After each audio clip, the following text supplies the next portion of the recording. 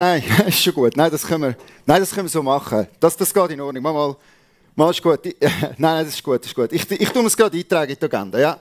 Okay. Nein, ist gut. In dem Fall. Ciao, ciao. Ciao, ciao. Okay. So, also, was muss ich jetzt eigentlich als nächstes machen? Oh ja, Predigt vorbereiten. Muss ich jetzt erst noch etwas anderes machen? Gibt es sicher noch andere zu tun? Nein, komm, jetzt muss ich jetzt einfach machen. Ich muss jetzt einfach mal die Predigt vorbereiten, weil die schreibt sich leider einfach nicht von selber. Was ist denn eigentlich das Thema von dem Sonntag, wo ich predige? Kirche als Herde. Wer hat sich denn das ausgedacht? Okay, welcher Bibelvers steht? Das war sicher Tabrina. 1. Petrus 5, Vers 2. Was steht denn dort? 1. Petrus 5, Vers 2. Okay. Leitet die Gemeinde, die Herde Gottes, die euch anvertraut ist, als rechte Hirten. Kümmert euch um sie, nicht weil es eure Pflicht ist, sondern aus innerem Antrieb, so wie es Gott gefällt. Tut es nicht, um euch zu bereichern, sondern aus Hingabe. Wow, was ist denn das für ein Vers? Hey, ich glaube, ich muss gerade Tabrina schreiben. Hey, also Tabrina, was hast du dir da überlegt?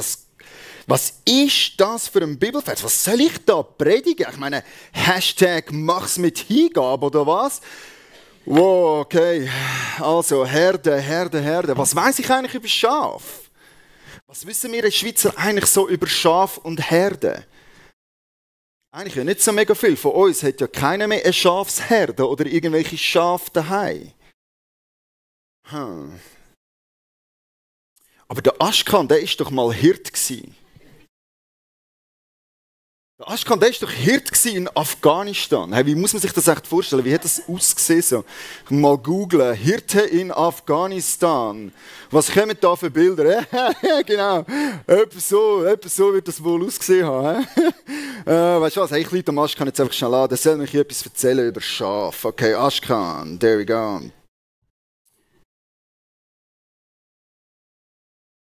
Aschkan!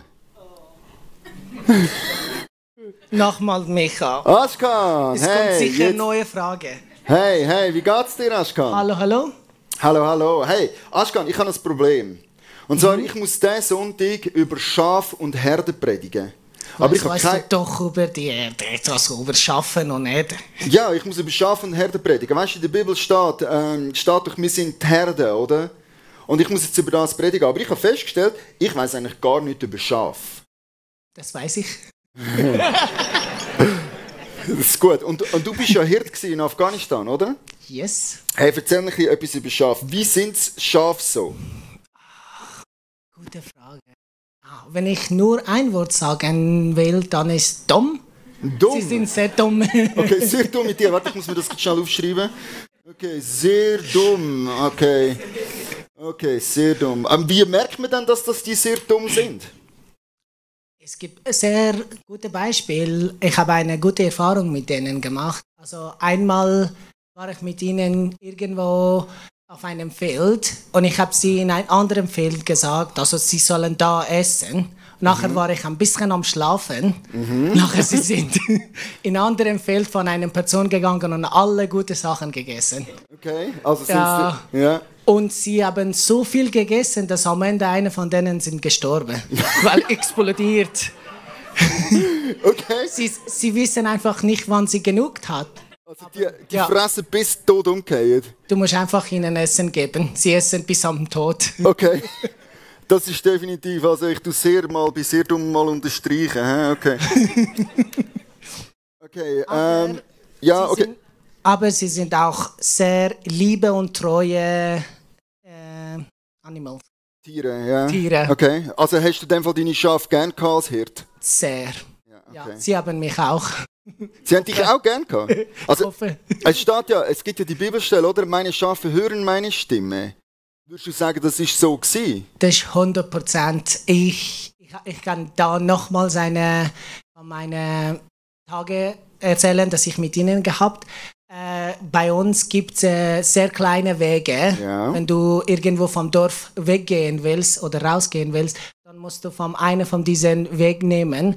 Die anderen gehen nochmal durch andere Dorf, aber Ja. wenn du richtig Bergen gehen willst, Ja. dann musst du den richtigen Weg nehmen. Und ich war immer vorne und ich habe immer mit Stimme gesagt, sie sollen diesen Weg kommen. Sie haben meine Stimme erkannt und sie sind hinter mir gekommen. Okay, also du bist wirklich als Hirt, läufst voraus und du rufst deine Schafe, dort gehen wir durch und dann checken sie das Schaf. Genau, das. Also es ist wirklich, sie gehen gar nicht den falschen Weg, die richtigen. Ja. Die Dummen nicht. Okay. Okay. Und jetzt, was hast du dann gemacht, wenn Gefahr gekommen ist? Also was ist so Gefahr für eine Herde? Also ich meine, ich habe am Anfang gesagt, sie sind dumm. Du musst einfach aufpassen, dass sie weniger essen, sonst Okay. sterben. Also erster Job als Hirt ist dafür sorgen, dass sie nicht zu viel und das Richtige essen, oder? Yes, genau. Okay. Und zweitens, eine große Gefahr ist die Wölfe. Wölfe. Ja, bei uns in den Bergen gibt es sehr viel. Okay. Ja, einen Tag war ich mit denen dort und nachher eine Gruppe von Wölfen sind gekommen. So ist irgendwie 5. Nachher ich habe 2 Hunde gehabt und wir haben mit Wölfen gekämpft ein bisschen. Okay. Also was hast denn du als Hirt? Ich habe einen langen Stock gehabt. Okay, so ein Hirtenstab, so wie Ja. man sich das vorstellt. Okay. Ich konnte eine von Wölfen verletzen, aber leider eine von meinen Schafen sind also getötet wurde. Okay. Und ich musste die andere retten und nach Hause bringen. Deshalb habe ich den Body vom anderen Schaf dort gelassen und nach Hause gegangen. Und nochmal zurückgekommen mit meiner Cousin, den Body zu holen, aber leider es ist gefressen worden. Okay. Die Wölfe haben das Schaf dann schon ganz gefressen. gehabt. Ja. Aber wenn du jetzt so in dieser Situation bist, ich stelle mir das schon noch recht crazy vor, du hast da einen Stock und dann kommen die Wölfe und greifen deine Herden an. Hast du nicht wegrennen? Ja, der Punkt ist, an diesem Moment, dann weißt du, das ist dein Job zu kämpfen. Weil Schafe sind nicht so Tiere, die können sich schützen. Dann, du bist der Schützer und das musst du machen. Okay. Und ja, ich habe an diesem Moment keine Gedanken gemacht und ich wusste, dass ich muss für sie kämpfen. Okay. Schon krass. So, Rennen war keine Das ist Option. keine Option, gell? Nein. Okay. Und nochmal eine Frage. Was machst du eigentlich als Hirt, wenn die Schafe nicht folgen? Das, wir sind sehr lieb zu ihnen, aber wir schlagen manchmal sie auch. Okay. Wenn sie nicht folgen und sie sind so Tiere, dass wenn du auf dem Körper schlagst, sie reagieren nicht. Okay. Du musst richtig auf den Kopf schlagen. Okay. Also mit dem gleichen Stab, wo du Wölfe treiben und du auch mal ein Schaf auf den Kopf tätschen, wenn es nicht... Mit Liebe. Mit Liebe, das okay. muss man nicht vergessen. Also das schreiben wir auch auf. He? Also, schlagen mit Liebe. Okay, ja. Ist gut. Okay, ja. Okay. Also es ist schon noch ein tougher Job, so Hirt, hä? Es ist schon, aber mit der Zeit, du gewöhnst dich daran und du freust dich, mit den Schafen alleine zu sein. Sie werden deine Kollegen, deine Familie und ja, dann willst du sie schützen und willst du immer für sie dort sein. Okay, cool. Hey, merci vielmals, Aschkan, das hat mir geholfen, dann weiss ich jetzt ein bisschen besser, was ich predigen kann. Danke vielmals. Hey, ciao, ciao, bis am Sonntag. Bye, Gell? bye. Ciao. Ciao, ciao. Oh, okay.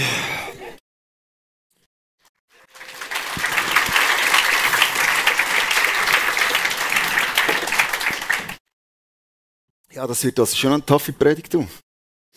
Ich meine, es sind ja schon, hey, da kommen mir jetzt gerade ein paar Probleme in den Sinn, oder? Wenn ich dann über Kirche als Herde predige. Ich meine, das erste Problem ist, was ich ja dann eigentlich sage, ist, ihr sind alles sehr dumme Schafe. Stell dir vor, ich würde das am Sonntag einfach so auf der Bühne sagen. So, stell dir vor, ich schaue so ins Publikum und sage einfach, hey, ihr sind alles einfach dumme Schafe. Das kannst du nicht machen, oder? Nein, das geht nicht. Also ich muss schnell Notizen machen, diplomatische Worte finden. Okay. Ja, also das ist schon noch, ist jetzt nicht ein mega schmeichelhaftes Bild. So, wir sind eine Herde von Schafen. Ich meine, es ist ja schon wahr. Ich meine, Schafe, die können nichts. Die können sich nicht selber verteidigen, die können sich nicht selber sorgen, die haben keine Klauen, die haben keine Zähne, die haben eigentlich wirklich gar nicht so mega viel zum Bieten. Wieso sind wir die Herde? Das ist also schon das Problem, so das erste Problem von dieser Predigt. Und das zweite Problem ist, ich werde dann aber über den Hirt predigen. Und das ist jetzt schon nicht so ein Bild, das man in der Schweiz mega cool findet. Der Hirt. Ich meine, das ist ja dann der sagt, wie es läuft. Und wer in der Schweiz will sich schon sagen lassen, was läuft, oder? Findet ja niemand lässig zu machen, was der Hirt sagt. Ja, ich glaube, dann tue ich dort irgendwie so einen Satz drin, wie hey, ich predige auch zu mir selber. Ja, das ist so ein blöder Satz, den bringe ich nicht. Nein, das mache ich nicht. Obwohl, es ist ja schon wahr, ich finde es ja auch nicht mega lustig, wenn mir andere sagen, was ich zu tun und zu lassen habe. Aber trotzdem ist es schon das Bild, das da gebraucht wird, dass wir einen Hirt haben, der der Herde sagt, wo es durchgeht. Ja. Oh, und das dritte Problem ist, ich kann nicht so predigen, wie ich normalerweise predigen würde. So alle, hey, die Bibel sagt dir und Jesus macht das für dich. Und so mega individuell, oder? Hey, hast du ein Problem, dann kannst du zu Jesus gehen und du. Und dann läuft jeder raus mit dem Gefühl, so, das hat mir so viel gebracht heute Morgen. Die Predigt ist direkt für mich persönlich gewesen. Und bei dieser Predigt geht das nicht, weil es geht um die Herde. Es geht um das Kollektiv und nicht um das Individuum. Mann, ey, wie mache ich das? Wie soll ich die Predigt machen? Kann ich noch abtauschen? Schnell schauen, vielleicht kann ich das Meli machen oder so. Ja, nein, es muss... Nein, abtauschen geht nicht mehr. Ich glaube, das ist wirklich, ich muss die Predigt machen zur Herde. Okay. Was haben wir gelernt im Studium? Was machst du als erstes bei der Predigtsvorbereitung? Ich glaube, ich muss jetzt gerade einfach beten für die Predigt. Dass einfach Jesus kommt, dass er führt, dass er leitet und dass schlussendlich einfach sein Wort lebendig sein und so wirken, wie Gott will, dass es wirkt. Ich glaube, das mache ich jetzt. Ich tue jetzt einfach gerade schnell beten. Ja, Jesus Christus, ich möchte dich jetzt einfach bitten, dass du kommst. Dass du da bist an dem Sonntag, wenn die Predigt ist. Dass dein Wort darf lebendig sein.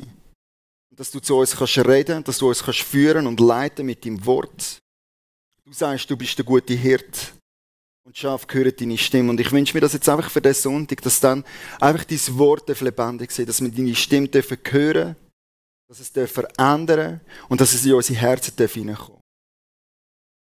Und alle, die einverstanden sind, sagen mit mir zusammen Amen. Das will ich dann an diesem Sonntag auch sagen. Ja. Ist eigentlich schon mega cool, wenn man das so kann. Es geht ja um die Herde, dann ist so das gemeinsame Amen sagen einfach schon ein cooler Ausdruck vom «Wir gehören zusammen».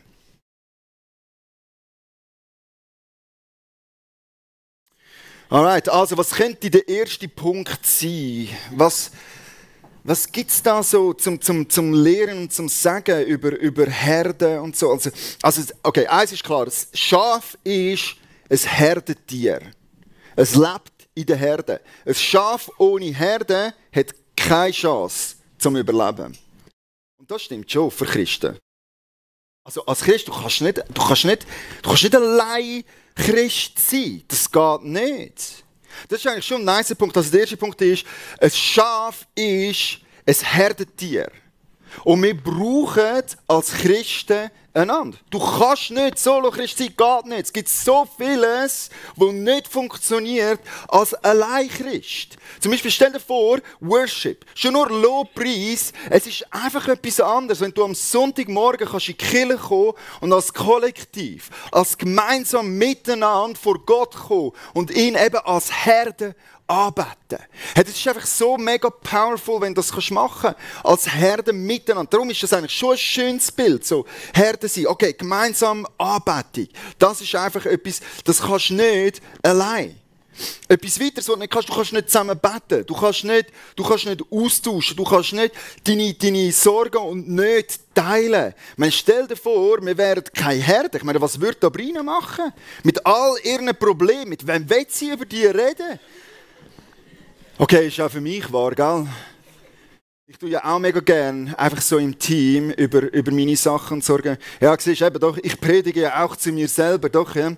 Nein, das ist so ein blöder Satz, den wollte ich einfach nicht bringen. Ich predige zu mir selber, das kannst du einfach nicht mehr sagen. Das ist ja klar, ich predige ja immer zu mir selber. Okay, also zusammen beten, nicht teilen, Sorgen tragen, einstehen füreinander, das kannst du nur, wenn du als Herde unterwegs bist. Es ist schon ein schönes Kollektiv, so Herde sein. Miteinander beten. Was haben wir noch? Zurechtweisen. Ich meine, als Herde unterwegs sein, gibt ja dann auch so eine gemeinsame Richtung und ein gemeinsames unterwegs sein. Was gibt es eigentlich für eine Bibelstelle da dazu, so füreinander? Gibt es da sicher irgendwelche Bibelstellen dazu, oder? Im Galater gibt es doch so eine Bibelstelle, genau. Galater 6, Vers 1 bis 2, hatte ich gemeint, ist doch dort so eine. Ja, genau. Brüder und Schwestern, wenn ein Mensch etwa von einer Verfehlung ereilt wird, so helft ihm wieder zurecht mit sanftmütigem Geist. Ihr, die ihr geistlich seid. Oh, ich weiß nicht, ob ich das bringen im Kreuzpunkt. Mal, die sind schon geistlich. Und sieh auf dich selbst, dass du nicht auch versucht werdest. Einer trage des anderen Last. So werdet ihr das Gesetz Christi erfüllen. Schon noch krass, dass du das Gesetz Christi, also das, was Jesus sagt, kannst du als allein nicht erfüllen. Also du brauchst quasi eine Herde. Du kannst nicht allein das Gesetz Christi erfüllen. Du brauchst ein Mitschaf, um das zu tun. Also was würde ich denn da unterstreichen? Was sind so die wichtigen Worte in diesem Text, oder? Also ist ja auch, könnte ja auch noch ein bisschen stark verstanden werden, oder? Also was sind die wichtigen Worte? Ich glaube, helft mit sanftmütigem Geist. Das sind zwei mega gute Wörter. Also die würde ich sicher unterstreichen. So, der helfende Aspekt, eben so der Herdentrieb, das Füreinander, miteinander, unterwegs sein, sanftmütigem Geist. Hey, sondern du willst ja nicht dein Mitschaf verletzen, sondern es geht dir ja immer ums Kollektiv und ums Wohl voneinander. Hey, wäre das nicht ein nices Bild für wie wir als Kreuzpunkt miteinander unterwegs sein? So, einfach hilfreich füreinander. Wenn wir zurechtweisen, wenn du irgendwann mal etwas korrigieren oder sagen, wenn das mit sanftmütigem Geist würde passieren. Wie nice wäre es, wenn wir einander die Lasten tragen. Schon ein tiefes Bild, wenn man sich das so überlegt. So das Füreinander, das Miteinander, unterwegs sein. Es ist so ein bisschen wie der Newsletter-Artikel, den Céline geschrieben hat. So, hey ja, füreinander da sein. Einfach danke Kreuzpunkt, bist du da gewesen, wo ich gebraucht habe. Das ist mega wertvoll. Und wenn ich mich zurückerinnere, wo wir ein Kind bekommen haben in Australien, hey, der Phil, der unsere Wäsche machen kann. Hey, das ist... Wie wertvoll ist das gewesen? Wie genial ist das gewesen, dass wir dort erleben, getragen dürfen sein. Wie andere kommen und auf den Lasten tragen. Hey, wie wäre das nicht ein geniales Bild für uns, der Kreuzpunkt? Dass wir sein können wie eine Herde, die füreinander sorgt und füreinander die Lasten tragen. Ja, das bringe ich ganz sicher heim. Okay, also dann, was haben wir noch? Hirt, oh ja genau, der Hirt. Ja, das ist einfach schon ein schwieriges Bild, der Hirt. So. Schon, weißt, okay, vielleicht mache ich mir es einfach. Ich könnte es mir ja auch einfach machen. Und ich sage dann einfach, ja, Jesus ist der Hirt, oder? Und dann ist das gut, weil Jesus der Hirt, mit dem hat ja niemand das Problem, oder? Aber so der Pastorhirt, der ist schon Schwierigkeit. Das ist einfach ein schwieriges Bild. Da muss ich wieder über mich selber predigen. Ja, ich predige auch zu mir selber. Oder? Nein, ich will das nicht bringen. Okay, also, was kommt mir in den Sinn zum Hirt? Was gibt es da für Stellen? Gut, es gibt natürlich den Psalm 23, oder? Den kennt zwar schon jeder, den Psalm 23. Das ist fängt auch ein bisschen viel gebraucht. Aber es ist eigentlich schon ganz ein interessanter Psalm, weil der David hat das ja geschrieben. Und der David war ja selber Hirt gewesen. Was wäre jetzt, wenn wir mal den Psalm 23 so aus einer Hirtenperspektive lesen, so mit all den Informationen, was der Aschkan erzählt hat vom Hirtsein, so. Was passiert, wenn wir den Psalm 23 so mal lesen, so aus dieser Hirtenlinse? Was lesen wir dann? Also komm, ich lese es mal. Okay, Psalm 23, 1 bis 4. Der Herr ist mein Hirte, mir wird nichts mangeln. Schon eine starke Aussage so von einem Hirt, der weiss, wie sich ein Hirt um seine Schafe kümmert, oder? Da hast du gesagt, ja, du liebst deine Schafe, oder? Du willst die schützen, du willst das Beste für die Schafe. Das ist auch in deinem Interesse, du willst ja, dass es deinen Schafen gut geht, oder? Also der Herr ist mein Hirte, ist auch so ein Ausdruck vom Vertrauen. Ein Schaf ist ja auch ausgeliefert an einen Hirt, oder? Das muss ja schon einfach machen, was der Hirt sagt. Okay? Er weidet mich auf einer grünen Aue und führt mich zum frischen Wasser. Auch ein schönes Bild, so ein Hirt, der sich sorgt ums Schaf. Das ist ja das, was wir auch in der Schweiz immer wieder hören. Gell? Wenn man Pastor hört, Hirt, das ist immer das Erste. Oder? Ja, sorg für mich, schau, dass es mir gut geht. Und das stimmt, das ist ein Aspekt. Gell? Und dann, wie geht es weiter? Er erquicket meine Seele. Er führt mich auf rechter Straße um seines Namens willen. Gut, das macht Sinn. Als Hirt ist schon nicht so gut, wenn du Schaf verlierst, oder? Hätte ja nachher der Aschkan auch erklären, wieso dass er 2 Schafe verloren hat, wieso dass, er geschlafen hat, wo sein Schaf sich zu Tod gefressen hat. Ja, ist jetzt nicht mega gut für deinen Namen. Also, ist eigentlich noch clever von David, was er da macht. He? So, hey Gott, wir sind deine Schafe. Schau gefälligst, dass es uns gut geht. Das geht ja um deinen Namen. Smart, smart. Aber eigentlich auch ein schönes Bild. So, hey Gott, es geht um deine Ehre und um deinen Namen. Okay, und wie geht's weiter? Und ob ich schon wanderte im finsteren Tal, fürchte ich kein Unglück, denn du bist bei mir. Dein Stecken und Stab trösten mich. Ich habe das bis jetzt eigentlich immer so mehr gelesen, hey, Gott ist bei mir und er ist mit mir, wenn es mir schlecht geht, oder? Aber eigentlich, wenn du es überlegst, was macht der Hirt mit dem Stab? Was hat Aschkan gesagt? Das passiert mit dem Schaf, oder? Wenn es nicht folgt, mit dem Stock. Ja, Doc hat er gesagt, genau. Es macht Bong Schaf auf den Kopf, wenn das Schaf nicht folgt. Das ist eigentlich nur spannend, dass das da so in dem Zusammenhang. Ich meine, der David selber war ein Hirt gewesen. Er wird sicher auch mal so ein oder andere Schaf gehabt haben, das nicht gemacht hat, was er gesagt hat. Vielleicht hat auch der David mit dem Stock mal so ein oder andere Schaf müssen zurechtweisen und eins auf den Kopf tätschen. Hey, vielleicht geht es da einfach in diesem Psalm auch um die strenge, liebevolle Art von Gott, wie er manchmal mit uns Menschen umgehen kann. Vielleicht ist es nicht nur ein Bild für Führung und Leitung, sondern vielleicht ist es auch ein Bild für die Zurechtweisung im finsteren Tal. Wenn das Schaf nicht mehr auf dem Weg bleiben und geradeaus weiterlaufen. Vielleicht ist der Stecken und der Stab einfach auch ein Bild von Gott, wie er uns liebevoll und streng gleichzeitig erzieht. Und das Beste für uns will. So, wenn wir wieder rumblöken und nicht vorwärts gehen, dass der dann vielleicht einfach auch mal einen Touch braucht, dass wir wieder vorwärts gehen. Vielleicht redet es auch von dieser strengen, liebevollen Art von Gott. Gibt es doch einen Hebräerbrief, gibt es doch die Stelle, wo ist die? Genau, im Hebräer 12, Vers 6-7. Dort steht, denn darin zeigt sich seine Liebe. Wie ein Vater seinen Sohn erzieht, den er liebt, so erzieht der Herr jeden mit Strenge, den er als sein Kind annimmt. Wenn ihr also leiden müsst, dann will Gott euch erziehen. Er behandelt euch als seine Kinder. Welcher Sohn wird von seinem Vater nicht erzogen und dabei auch mal streng bestraft? Hey, was wäre, wenn wir das als Kreuzpunkt wirklich so könnten, einfach auch nehmen? Und als Gebet beten, hey Gott, weis mich zurecht, dort, wo ich nicht mehr auf dem Weg unterwegs bin, wo du hast wollen.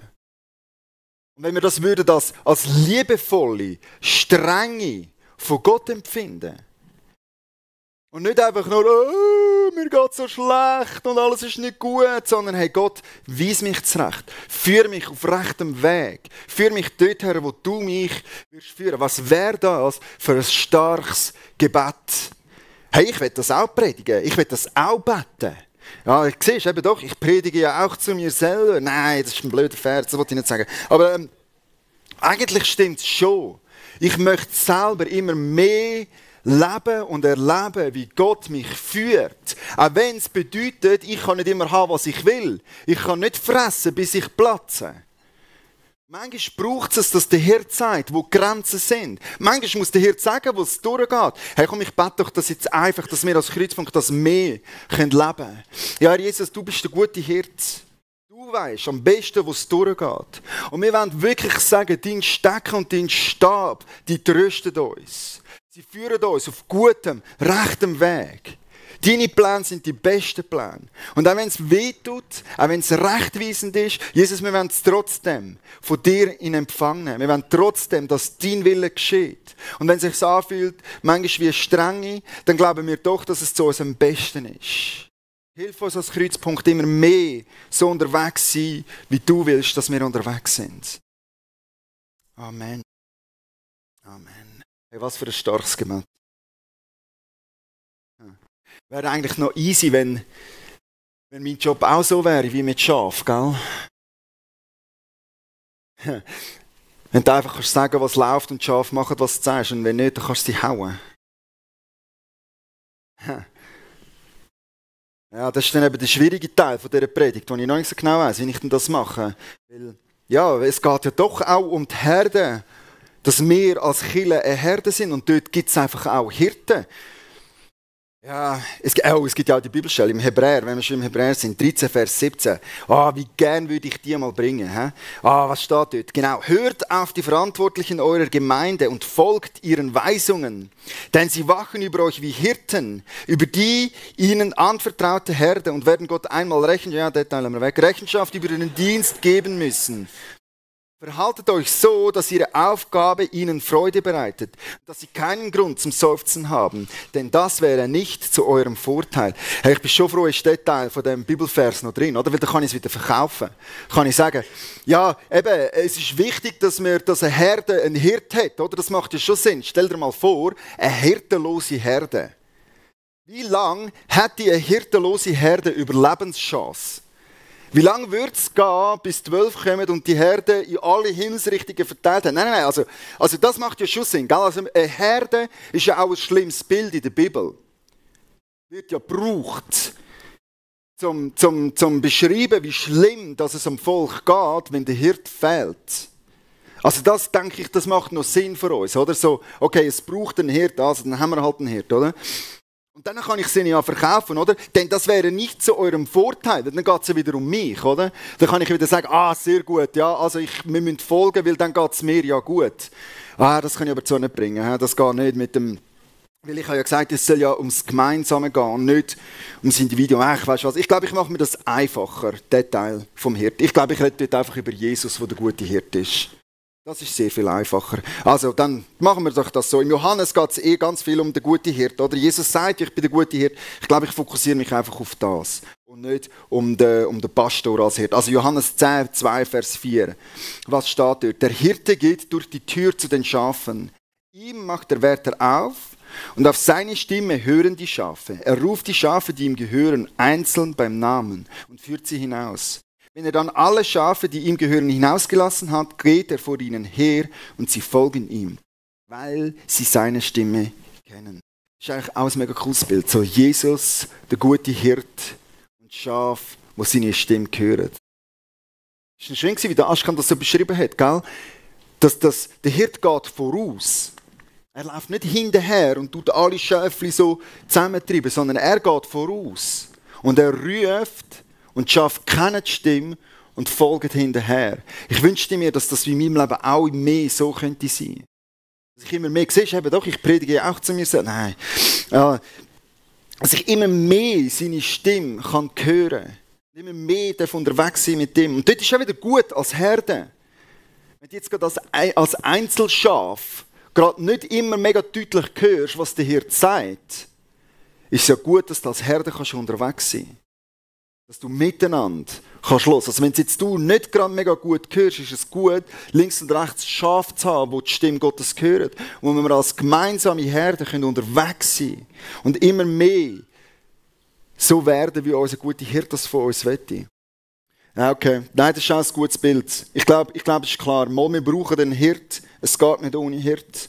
Und ich bin so froh, dass Jesus unser guter Hirt ist. Ich glaube, wir brauchen einfach auch für Kirche, für die Herde, da braucht es Hirten. Ich glaube, es ist wichtig, dass wir ihnen Sorge haben und dass wir für die auch beten.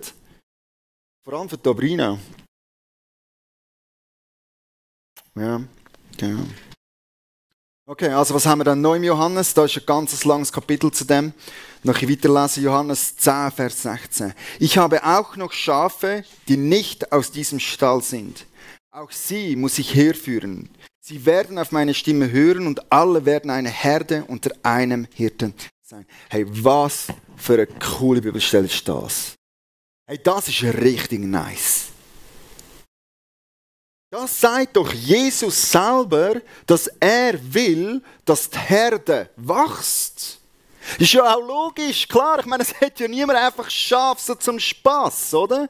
Macht ja Sinn. Eine Herde hast, weil du willst, dass sich's vermehrt. Das soll ja wachsen, das soll einen Ertrag bringen. Die guten Schafe sind die viel Lämmer auf die Welt bringen. Ist ja logisch, dass die Herde soll wachsen. Oh, ich glaube, der Punkt, der wird richtig gut. Oh, da merke ich gerade, hey, da bin ich so richtig leidenschaftlich über diesen Punkt. Ich will von ganzem Herzen, dass der Kreuzpunkt eine Herde ist, die wächst. Wo die Augen offen hat für Menschen, die noch nicht zu der Herde gehören. Weil unser Oberhirt, Jesus selber, sagt, ich bin der Hirt von diesen Schafen, die noch nicht zu der Herde gehören. Ich will, dass auch die meinen Namen hören. Dass sie hören, wenn ich sie beim Namen rufe. Hey, ja, hey, da inspirierende Worte muss ich mir da notieren. Das wird ein richtig guter Teil. Dort werden dann alle stehen und applaudieren. Vielleicht muss ich da Pausen einplanen. So. Hey, stell dir vor, wenn die Herde wächst, wenn wirklich neue Menschen dazukommen und wenn immer mehr das die Realität werden, wo Jesus will, dass noch mehr Schafe zu seiner Herde dazugehören. Hey, das ist ein Punkt, den finde ich richtig stark. Die Herde soll wachsen. Also was haben wir bis jetzt? Wir sind das Herdentier. Wir sollen sorgen füreinander. Du kannst nicht allein Christ sein. Zusammen Lobpreis füreinander beten, füreinander da sein, einstehen. Ganz, ganz relevante Themen. Hirt, ja, das ist eher ein schwieriges Thema. Aber ja, Jesus ist also ein guter Hirt und hey, die Herde soll wachsen. Das ist mein starker Punkt. Was kommt mir noch in den Sinn?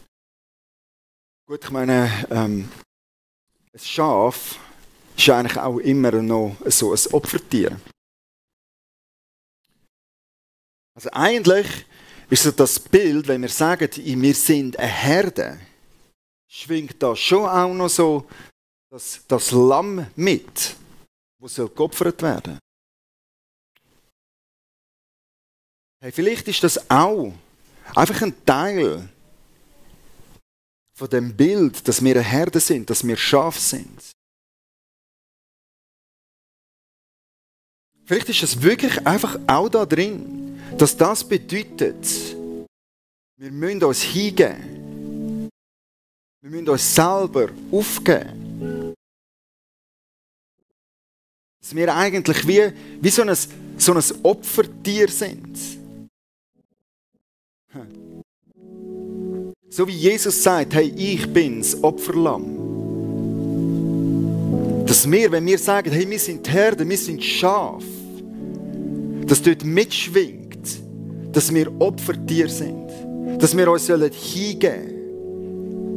Dass wir nicht nur für uns selber lesen. Hey, da gibt es doch die Bibelstelle im Römer 12, Vers 1. Die ist so krass, die trifft da genau den Nagel auf den Kopf. Dort schreibt der Paulus, ich habe euch vor Augen geführt, Geschwister, wie groß Gottes Erbarmen ist. Die einzige angemessene Antwort darauf ist die, dass ihr euch mit eurem ganzen Leben Gott zur Verfügung stellt und euch ihm als ein lebendiges und heiliges Opfer darbringt, an dem er Freude hat. Das ist der wahre Gottesdienst und dazu fordere ich euch auf.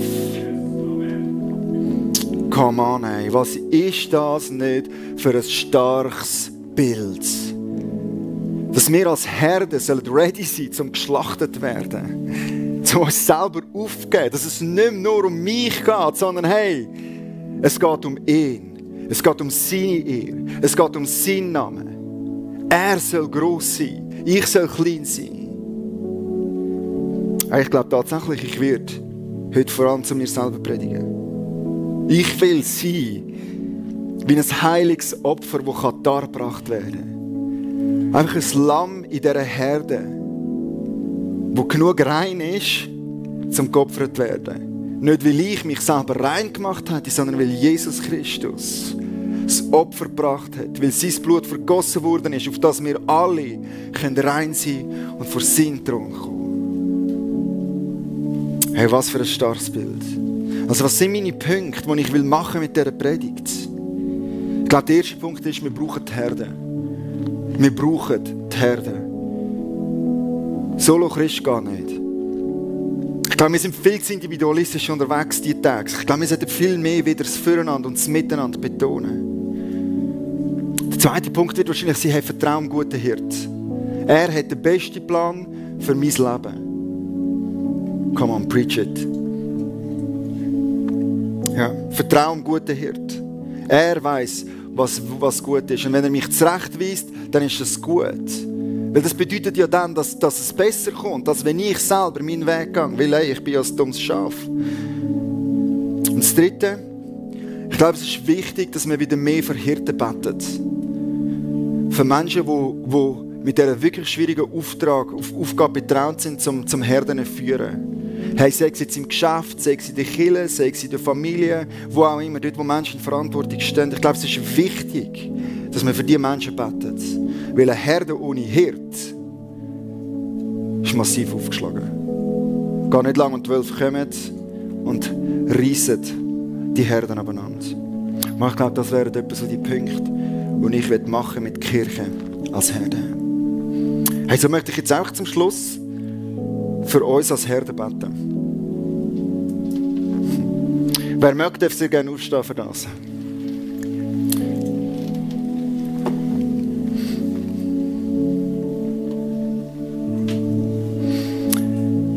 Jesus Christus, ich komme mit Dank vor dich. Du bist unser guter Hirt, der den besten Weg und den besten Plan hat für uns. Und ich möchte dir sagen, wir vertrauen dir und wir wollen uns neu unter deinen Willen beugen. Wir wollen neu tun, was du sagst und nicht das, was wir wollen. Dein Wille soll geschehen, Jesus, nicht meine.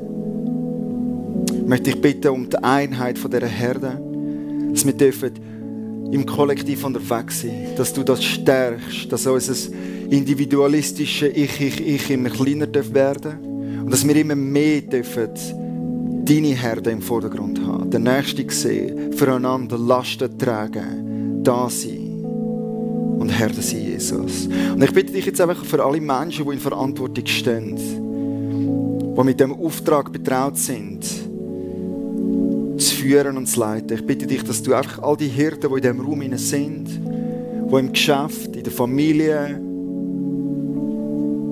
in der Schule, wo auch immer, die vorstehen und leiten, Jesus. Ich bitte um dein Segen. Ich bitte um deine Weisheit und um deine Bewahrung. Amen. Amen. Hey, wir kommen jetzt zum nächsten Teil.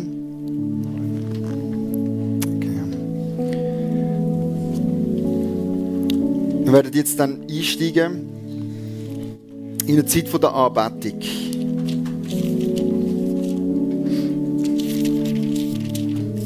Aber bevor wir in die Anbetung einsteigen, darf ich euch noch, ich gerne da sitzen, sorry.